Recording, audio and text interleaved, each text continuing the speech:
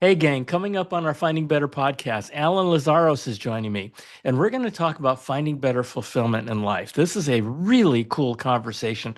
So many great things you can apply to your life. You know, he started off life as a little kid bullied all the time because his growth spurt didn't happen until really late in life.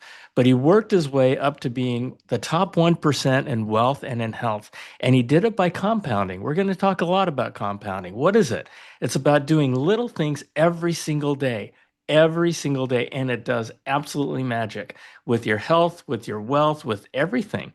And we're also going to talk about technology and the changes in technology that are changing our world so fast. And it's going to be all about surviving and thriving in a world of AI, which is going to involve human connection, belonging, and community. We're going to talk a lot about that. Such a great conversation. Please share this. Here we go.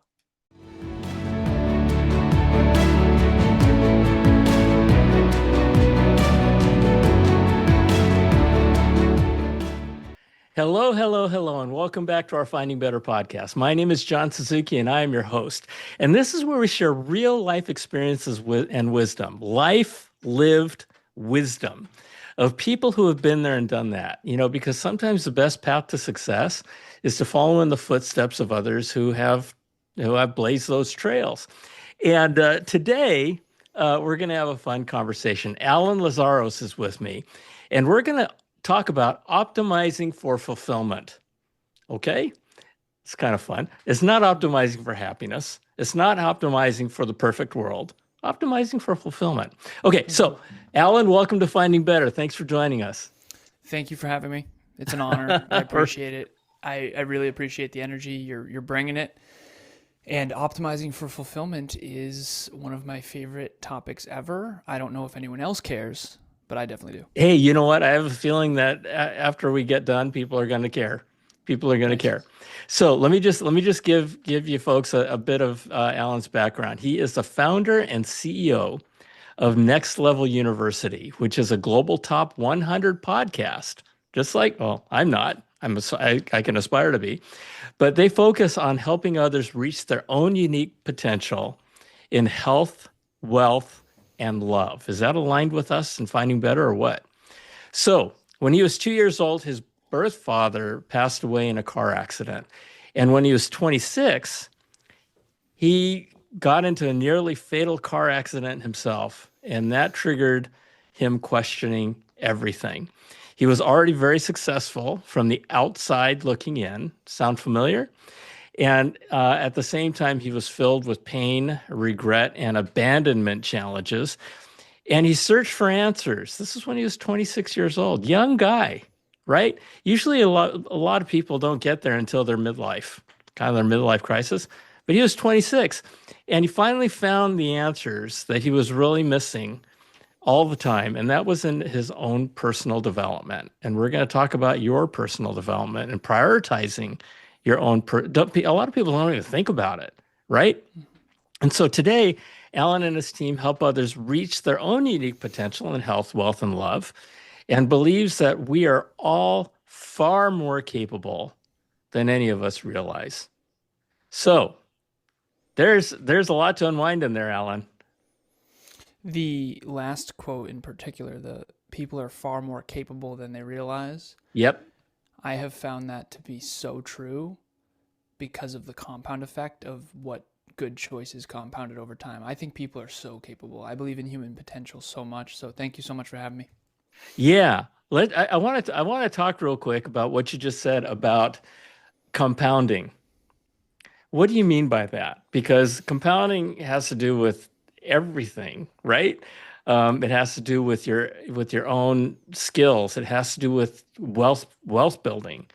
It has to do with everything. So talk about what you mean by compounding. So I'm an engineer Okay. and big math background. I call it STEMBIF, science, technology, engineering, mathematics, business, and finance. Built Okay. my first computer when I was 12, that kind of guy. And so for me, it was all numbers. And if you don't think in exponentials, this is harder to conceptualize. Yep. But when I talk about compounding, for the longest time, my favorite book of all time was The Compound Effect by Darren Hardy. Have you ever Mm-hmm. heard of it? Yep. Yeah. And it's this idea that small, seemingly insignificant choices compounded over time can yield huge results. And we all want to be healthy, wealthy, and in love, but I remember when I was in high school, I hit puberty very late. I'm still hoping to hit puberty at 37. I'm kidding. I'm joking. Go But out. you think I look young now? Imagine me when I was 14 years old, right? So my sister was a senior in high school. I was 14. And I got the pity dances because I was still a little boy and all men were becoming men and I didn't become a man until way later, so to speak. I didn't hit puberty till very late. So I was kind of this sort of loser, to be honest. And I remember thinking this guy who could like dunk a basketball, looked like a grown man, even though he's 17 years old. I remember thinking, I got to play the long game here. Yeah. I can't win in the short term. So I got to play the long game. And so I just went into the future and I thought, okay, I'm going to make it work. And the law of compound interest is small incremental percent improvements compound drastically. So here's a good example. Our first year in podcasting, we started a podcast March of 2017. So we're coming up on 9 years in 2026. Our first year, 52 episodes, 1 episode a week, 52 weeks a year, we only had 1,054 listens. Now we get more than that in a day. We're not working 1,000 times harder. We just got a little better each time, a little better. Now we have 2,200 episodes, 180 countries, all that kind of stuff. So the compound effect is happening at all times, for better or for worse. Yep. And I think trajectory matters more than current position. Trajectory is what I've always been focused on. So I'm 37 in 3 days, and cool. I'm Alan version 3.7. I'm going to be. And I'm going to be, just like the iPhone is iPhone 16 Pro Max or whatever it is. The very first iPhone was a revolutionary breakthrough in 2007 with Steve Jobs and Apple. And now it would be hot garbage compared to what we have now. Yep.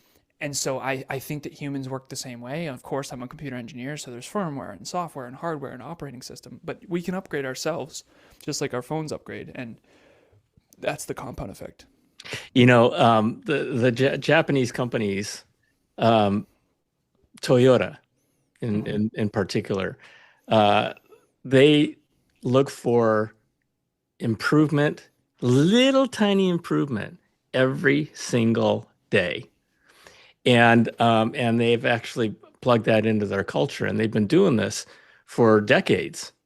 And you sit back and you go, well, what's been the result with Toyota? Well, there was a time when Nissan and Honda were neck and neck with Toyota. Now Nissan and Honda are not even close to Toyota. But it's just that compounding effect of doing these tiny improvements every single day. And over time, they just become massive, massive differences. Now, the thing that I find really interesting in what you said, Alan, is that that compounding effect also happens in humans, right? It happens in our learning. I mean, imagine if you spent 1% of your energy every day to just get 1% better, right? Or 1% smarter. Over the course of your lifetime, you're going to be beyond Albert Einstein, right? But it's that ongoing improvement and compounding that makes the difference. What you mentioned about Toyota, a commitment to constant and never-ending improvement, kanai. Yep. I used to say a commitment to kanai, constant and never-ending improvement. And the math of that, 1% improvement every day for a full year is 37 times better. Yeah, and it's not 3.6 times better. No, it's 37 times better. And a lot of people, they say the 1%, like, is it really possible to get 1% better per day? I actually broke it down more. Okay. So I do 0.1%. So it's 1/10 of 1%. Got it. If you put $1 in a financial calculator, everyone can do this. Just don't use ChatGPT because for some reason it gets the numbers wrong. Okay. Yeah, but you can do this. Put $1 in a financial calculator and grow it by 0.1% per day for 50 years. It becomes $84 million. $1. 0.1% per day for 50 years becomes 83 something. I rounded up. It's above 83.5. Okay. So it's 84 million. Now here's the kicker. This is the part that freaks people out. Because people always make fun of me because I work every day. And I say, yeah, but wait. If you know the math, let me help you. Here it If comes. you and I, yeah, here we go. So John, you're gonna get 0.1% better only on the weekdays. And I'm gonna get 0.1% better every day. And we're both gonna do it for 50 years. All right, let's say we're both in our 20s, hypothetically. Okay. I know you're not, but hypothetically. Yeah, thank you. Appreciate I'm it. gonna have $84 million and you're gonna have 439,000 just from 2 more days a week. So I have 191 times the outcome just from not taking weekends off. That is the power of compounding. That's why I think consistency is the most important success principle in the history of the universe. Well, you've made a pretty compelling argument with math. Anyone can look this up. Yeah. Anyone can put this in a financial calculator. I highly recommend you do because it will blow your mind. Yeah, folks, it's not even looking up. It's just doing what Alan just said. Just do that, right? It's unbelievable. All right. So when you talk about optimizing for fulfillment, okay? I found that word fulfillment because people say I want to optimize for happiness, I want to optimize for wealth, I want to optimize whatever, right?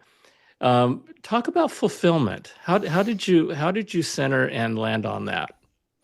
Well, you mentioned in my intro the abandonment challenges. Yes. And so a lot of people, particularly young men, they strive for success and achievement. And usually it's to avoid pain or being vulnerable or not good, being good enough or whatever. So for me, it was my stepdad left at 14 Mm, and I wanted to prove myself after that unconsciously. None of this was conscious, right? sure. 14-year-old kid. But I became the man of the house, quote unquote, at 14. Stepfather left. I haven't seen or spoken to a single one of him or his extended family since. Same year, sister moves out. Same year, mom gets in a fight with my Aunt Sandy. We get ostracized from her side of the family. And when we were trying to be the Lazaroses, we didn't associate much with the McCorkles, my birth father's side. So I kind of lost 3 families by the time I'm 14. I did not understand this at the time. I've since rewatched the movie of my own life and realized, oh, that was the most painful year of my life. Mm, And that includes my dad dying at 2. And so all I had known is pain. And so I had 2 trauma responses. One was fawn. Don't lose any more friends and family. Don't lose any more friends and family. Fawn is one of the trauma responses. Fight, flight, freeze, and fawn. Fawn means you appease. Be a social chameleon. Fit in, fit in, fit in. Whatever you do, don't lose any more friends and family. But then behind the scenes when no one was watching, and this is why I mentioned a lot of men, but women do this too, is aim higher, work harder, get smarter. I became this sort of super achiever, like prove myself guy. mhm, Goodwill Hunting, I think, is a good metaphor for this. mhm. And then at 26, I get in my car accident and I realize all of this because this is the second chance my birth father never got. He died in a car at 1991 at 28 years old. 28. I was 26 at the time of my car accident. And this is the second chance my dad never got. So that's when I realized, oh, I'm on this sort of autopilot, hardcore autopilot of achievement. And I achieved a lot. Straight A's in high school, President's Award, scholarships, financial aid, one of the best engineering colleges in the world, corporate, tech company. And I'm 26, boom. I was global 1% earner at that time in my early 20s. Crazy. Making almost 200 grand a year in my early 20s. This is back then. So I'm in my mid-20s. I've got all this money in a Vanguard account. I picked the tech stocks that I knew would win. And I say no in quotes because no one knows, but I was into tech. And after the car accident, I realized that I was playing the wrong game. And that's when optimizing for fulfillment happened. I was successful but unfulfilled. Mm-hmm. And I had achieved everything I thought I wanted. And sometimes you have to achieve it in order to realize that that's not really what you Right. want. And Right. so I'm not saying that not to be successful, because that is critical. Because trust me, I flipped the script after that. I went broke, which also sucks. Which Okay. also sucks.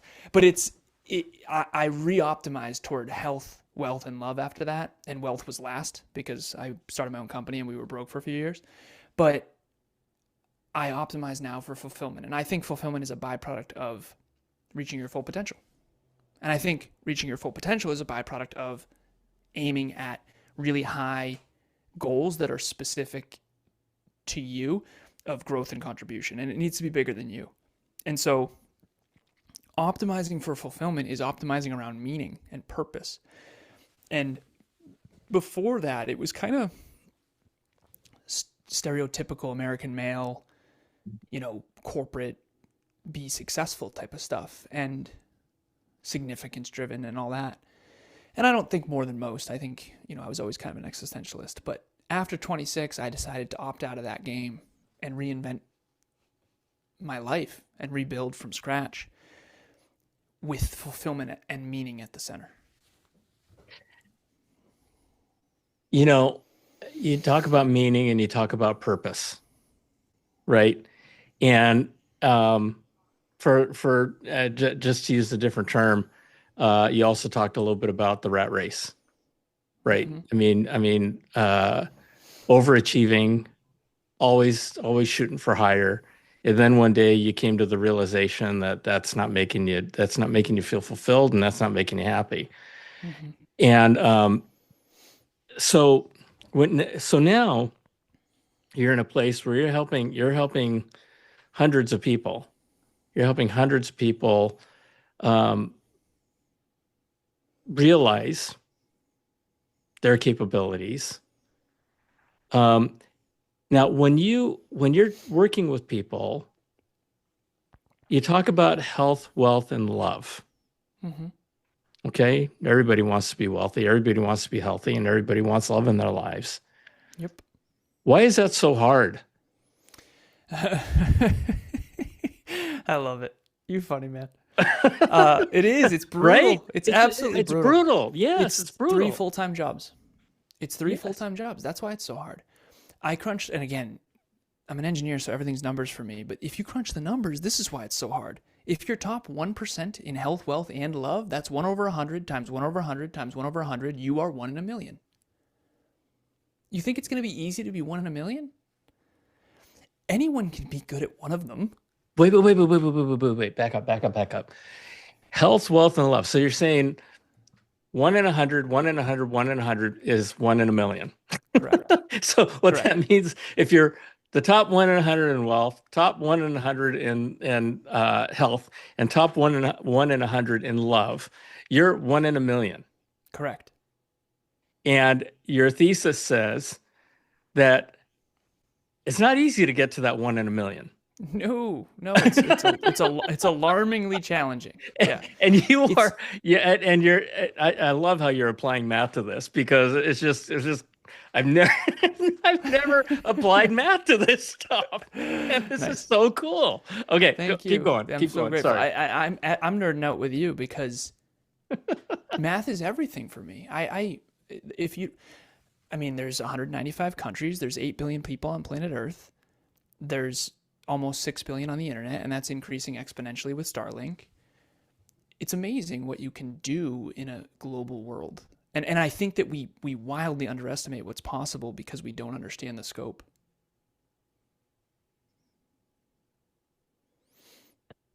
Yeah. So you help people understand that scope, just like you helped me understand the 1 in a million. I would just that just blew my mind, right? So as you're working with your people, how do you help them understand the scope? Well, this is a good metaphor, I think, Okay. which is, let's say 35 years ago. So Google was invented 31 years ago. Okay. Founded, not invented, founded, which is invented, yeah. Yeah. And we really don't understand, like, the last 30 years. I went to a tech school called WPI. Have you ever heard of WPI? It's like a No. mini MIT in Massachusetts. Okay. So me and my some people I went to school with, we had a dorm room called Stanford Riley, and we were mining for Bitcoin in our dorm. Like this is, I mean, one of my roommates for years was on tech TV when he was 14. So I was like the computer nerd with all the computer nerds, right? And I'm a computer engineer. So I was just at the epicenter of like the tech boom. And so I think I now realize how weird I am. But back then it didn't seem weird to me. Yeah. And 30 the last 30 years, there's something called the law of accelerating returns. Ray Kurzweil, head of R&D at Google, wrote this paper, and it talked about how the world has changed more in the last 30 years than the previous 300. Yeah. And so humans, including myself, have trouble wrapping our head around this. Like, how many trillion-dollar companies were there 10 years ago? Zero. Right. Apple was the first trillion-dollar company in 2018 or whatever it was. How many billionaires were there 50 years ago? Very few. And certainly no self-made ones. Right. So there's a book called The Self-Made Billionaire Effect that talks about in 2012 how there's like 1,000. I think there was 1,200 back then. And people say, well, I want to be a billionaire. It's like, have you ever looked it up? They're just saying things. It's like, well, there's only 3,800 total, and most of them are generational wealth and inherited their money. But we don't think about these things. So how do I help people understand the scope of what's possible? This is the metaphor. If you started a company 40 years ago, let's say you start a gym. You have a brick and mortar company that starts, and you have a market of the town and the surrounding towns. Mm-hmm. And you're competing with the other gyms in that town. Right. Well, now you start a podcast, and you have a market of 6 billion people. It's actually 5.65, I'm rounding up.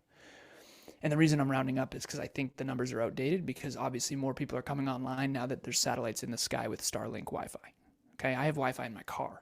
So the world is changing rapidly, and we can't understand.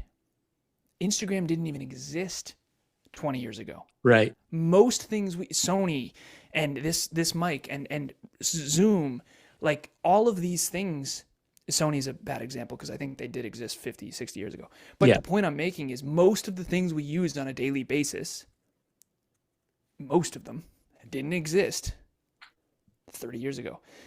So when someone says, hey, I want to start a company, you don't just have a market of the 14,000 people in your town. You have a market of 6 million people. But here's the problem. You also are competing with everyone else. Mm-hmm. So if you ignite the compound effect and stay focused on the fundamentals and learn business and marketing and sales and branding and you, then of course you're going to succeed. The problem is, if you want to be healthy, wealthy, and in love, you have 3 full-time jobs, and it's going to be really, really, really difficult because you have to stand out in all 3, and it's the skills that are required to build wealth are often very different than the skills required to be in love. So to be in love, I think you need courage and vulnerability and humility. To be successful in the marketplace, you need tenacity and drive and structure and discipline.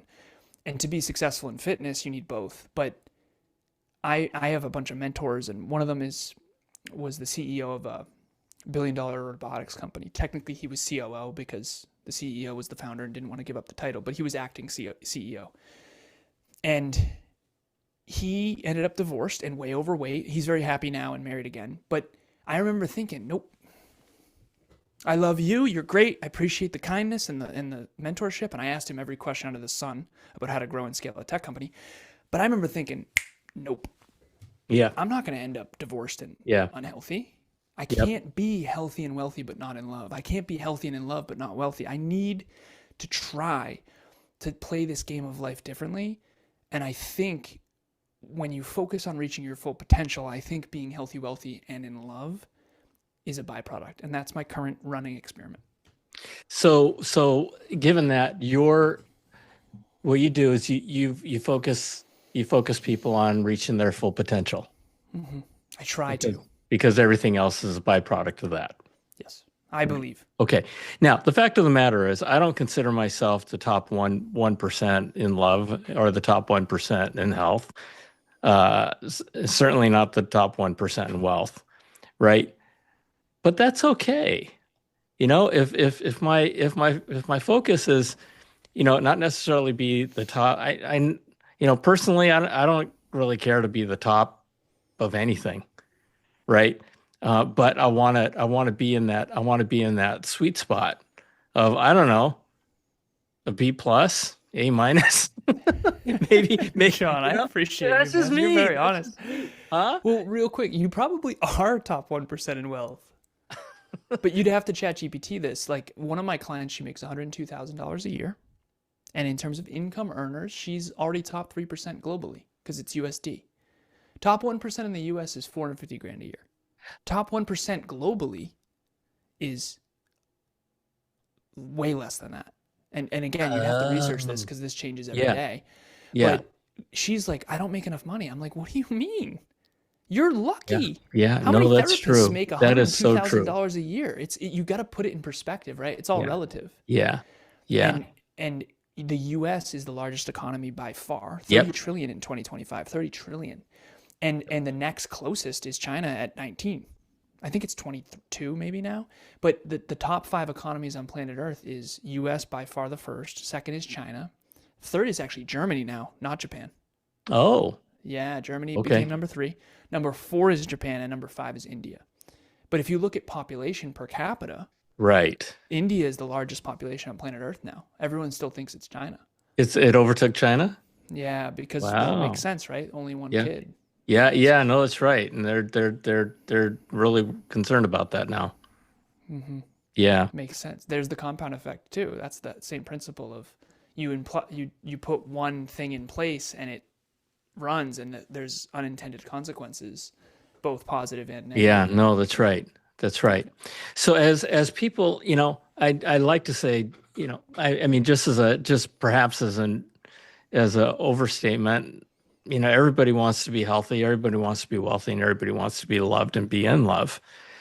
And so how do you, and yet they're so hard to do, if you focus on all three of them. And then on top of that, you got to focus on your work, right? Your job, because you have to keep a roof over your head. Hmm. How do people do that without going crazy? How do people, it goes back to you. And this is probably the whole thing right here. This question I'm going to ask you, okay? Before you were age 26, you had your life and you're moving forward with your life and Hmm. you thought you were happy with your life, and then this thing happened with almost getting killed in a car accident, right? And then you sat back and you said, no, there's three other things in my life that I want. How do you balance that? How do you help people balance those things? Because, I mean, you talked about the changing world. I mean, I would love to have a conversation with you, a follow-up episode, just talking about the rate of change in the world, especially given the world of AI. I Hmm. mean, that's crazy, right? That you Wild. talked about the change in the last 30 years being more than the previous 300, right? I mean, the change in the next 3 years is probably going to be more than the last 30. I just said that in my head too. Yeah. Did you say that? In my head. Yeah. Okay. Yeah. Yeah. Which is I a think whole, it's scary. Yeah. I right? don't mean scary necessarily negative, but it's definitely hard to conceptualize. And it's hard to wrap your head around what you're going to do about it or what you're going to do with it, right? I mean, you can be afraid of it, or you can embrace it, you can be as excited about it. For me, I sit here and I go, okay, we're here today, right? And 10 years from now, the Industrial Revolution took, I don't know, 100 years for people, it lasts for 100. What we're going through now Yeah. is going to be 10, I right? I know. mean, hang on, folks. Yeah. Single biggest event since the internet. Yeah, right. Yeah. And Single so, biggest event since the in internet. in Yeah. 10 years, we're going to be at some end state, Hmm. and relative to where we are now. The question is what I call the messy middle, and what's going to happen between now and then, which, like I said, would be a fascinating conversation to have with Yeah, it you would. and apply I would. math to that, Let's right? do this in 5 and 10 years. We'll do it again. Yeah. Here's what I think will provide people solace, and I really Mhm. am grateful for the conversation. two things. Number one, we're all in the same boat. Yes. Meaning we all Yes. are in this world right now. Yes. And every generation prior thought that their generation was crazy technological boom. And the This is truth is, true. relatively speaking, it was, but not compared to us. Yep. Now I'm a millennial, so I've studied all the different generations, and I'm in between millennial and Gen X. So I'm at the tail. So I'm 37, and I'm Okay. pretty sure the Gen Xers are like 43 and up, I want to say. And then there's the baby boomers, and a lot of them are in their 80s and 90s, and there's going to be a lot of millionaires that are created overnight when that generation passes on. So there's a whole lot going on in the world. It's a whole thing. And the two things that provide me solace is, number one, we're all in the same boat. Yep. Number two, we all need to learn how to surf so that we can ride the wave. Yep. And the humility needs to be where you start. Yes, sir. And then number three is, I actually think human connection, belonging, and community is going to be the competitive advantage in the 21st century. Oh my God. Oh my God. You and I so have to have another conversation. No, I couldn't agree with you more. I couldn't agree with you more. I believe, for 10 years, I've been saying that, with every generation of new technology, from mainframes to PCs to the internet to social media, whatever you want to call it, we've gotten smarter and smarter with each passing generation. And I coined a phrase recently that says, we've gotten so smart, we've forgotten our heart. Yeah. And, that human connection and that sense of belonging and purpose, I believe, I've always believed, and been also saying for 10 years, that we're going to experience a renaissance of heart. Yeah, nice. It's just going to happen. It's And true. I've always said that technology, ironically, is going to drive it. Yeah. And here we are. And here you just said what you just said, which is, in my mind, completely aligned with where I think our future is going. John, that's why I'm here. Because I am reorienting all of my companies toward that core. And I point to this if you're on YouTube. It's human connection, belonging, and community is so unbelievably important to us. And as it becomes more and more scarce, because there's I'll give you an example. I went on a podcast with a young man, and I say young man even though he's 40, but he's a young man in this context, right? Sure. And he's an older dad, and he has 2 or 3 kids, and we had a really good interview, and I really appreciated it. And I Instagram DM'd him afterwards, and I said, "Thank you so much for having me." And he started having this conversation with me. And 2 or 3 minutes in, I realized this is an AI bot. Oh, no. That's how I felt. I was, it's like a sinking feeling of, Yeah, I've been wasting my time. Seriously? Yeah. Yep. Now here's the kicker. And this is why I tell this story, because I could not freaking believe this. So I said, okay, it's obvious this is an AI bot. No worries. Take care. And the AI bot got pissed at me. And it said, no, I'm not AI. How dare you? I'm at, and here's a podcast episode you should listen to. And I was like, oh, really? So I obviously dipset, and I said, I'm out, because I knew it was an AI bot. So the AI bot not only didn't take ownership, but it tried to convince me more that it wasn't an AI bot. The host sends me a video after and says, brother, I'm sorry, man. I'm sorry. Like, it is what it is. And I remember thinking, I'm never talking to you again. I'm never talking to you again. Now, here's the deal. Wasn't a huge fan of him anyway, to be completely honest with you. Okay. But the point that I'm making is you can't replace human connection. You can't. And you shouldn't. I'm all for automation. I'm all for delegation. My career was in industrial automation for a company called Cognex. They are literally the machine vision of robotics. The biggest machine vision company on planet Earth. My territory was Vermont, Connecticut, Western Mass. I get it. Automation rises all ships. I get it. But AI is going to destroy your company if you don't keep the fundamentals of human connection, belonging, and community at the heart of your organization. Your organization needs heart. And I think that's the artist versus the scientist. And you know what's ironic? I'm the engineer saying this. I never thought I'd be on the side of it. That is ironic. I That never is thought I'd be on ironic. this side of it because most people are so anti-automation. I'm like, no, but you don't understand. Like ever since the first plow with fields, with the oxen, we've been feeding more people because of automation. And now I'm like, we've gone too far. There's certain things in your company you should not automate. If I get another automated email, it is pissing me off. Like, please email me as a human being. Every one of my Yeah. emails starts with, "Hey, this is Alan." And then Yeah. there's a little dash. It says, "I have to say this now because of the world of AI. It's actually me, I promise." And then I send the email. But at the end of the day, you're not going to get an EA. You're not going to get my EA. Her name's Laura. You've talked to my EA. She always signs it Laura. She's not allowed to sign it Alan. She has to sign it Laura. And Yep. I'm doubling and tripling down on that because of I think that that's what's going to matter. We have communities and sub communities. We've got a fitness group and we've got a masterclass community. I've got a book club I've been doing for 5 years with real people. I know these people. I know their kids.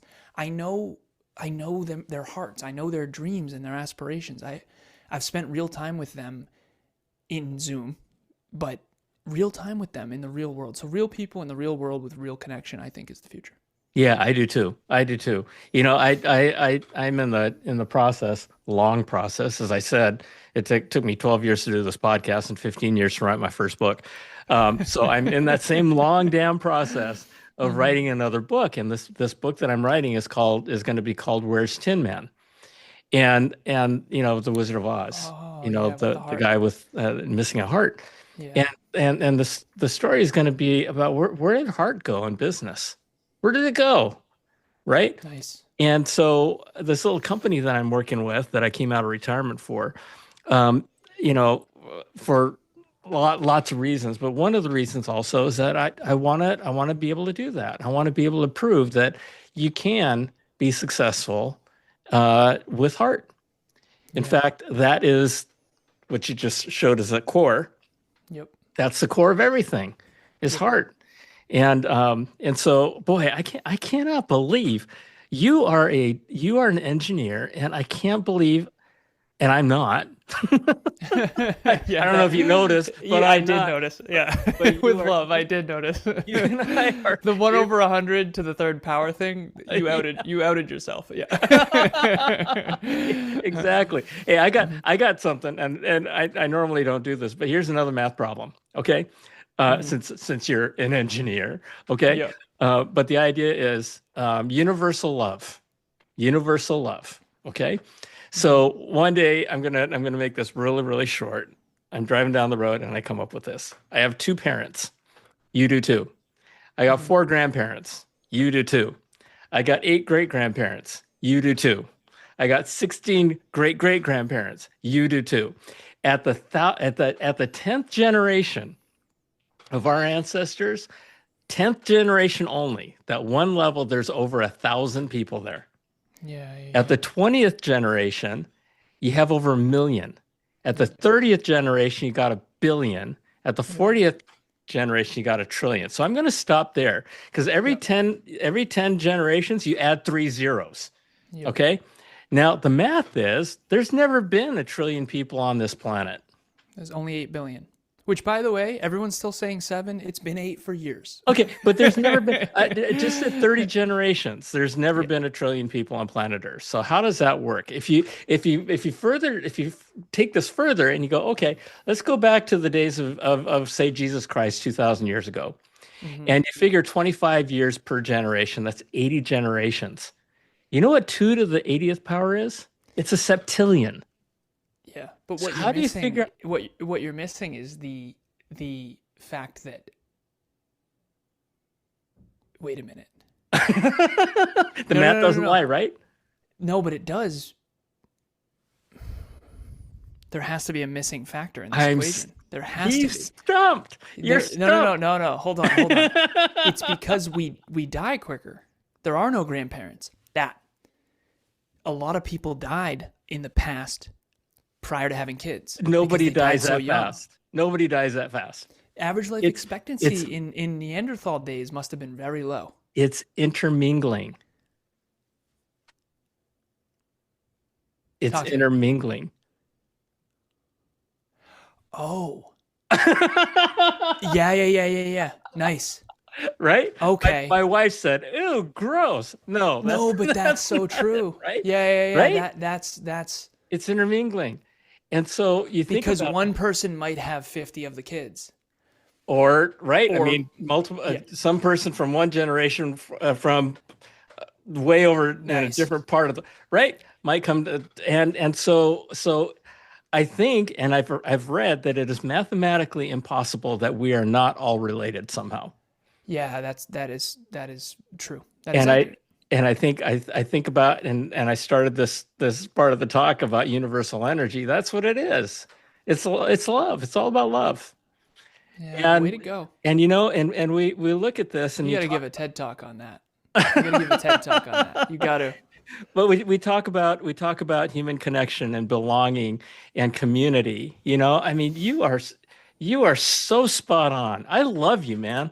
I mean, and this is our future. This is what we have to. This is our mission. Is to bring that on, and that's part of one of the things. My podcast is one of the things that I've chosen to kind of pursue that. And Yeah, I of course, appreciate it. I mean, I've got a whole line of sight to the rest of my life in terms of what I need. And it's all about bringing people together. It's all Yeah. about giving people belonging. It's all about making that human connection, giving people purpose, right? Yeah, And same. yeah, And yeah, John, this there's never like, and you know this too. Obviously, it's never not been, disagreements and war and this side and that side. It's never not been that. So I'm not trying to preach here necessarily, but at the end of the day, that understanding has to be at the core,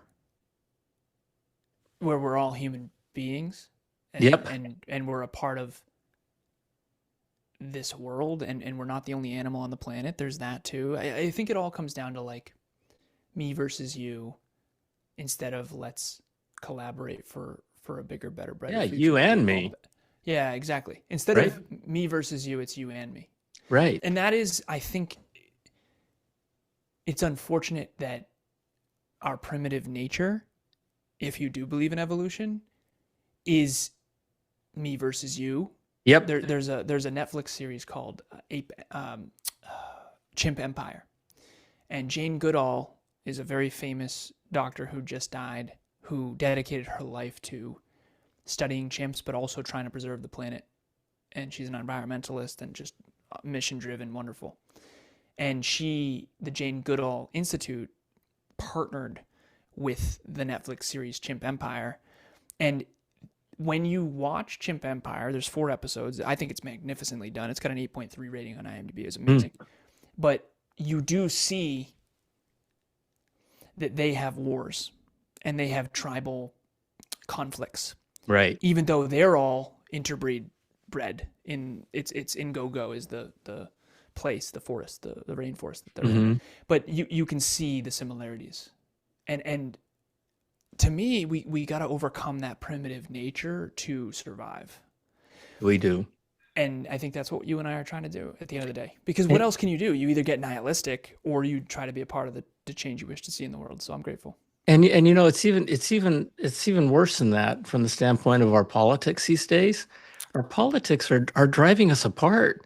It's And I brutal. keep saying, you guys, we got to come together. I mean, this is, and you were talking about the evolution part of it, whether you believe it or not. The fight or flight instinct, Mm-hmm. right?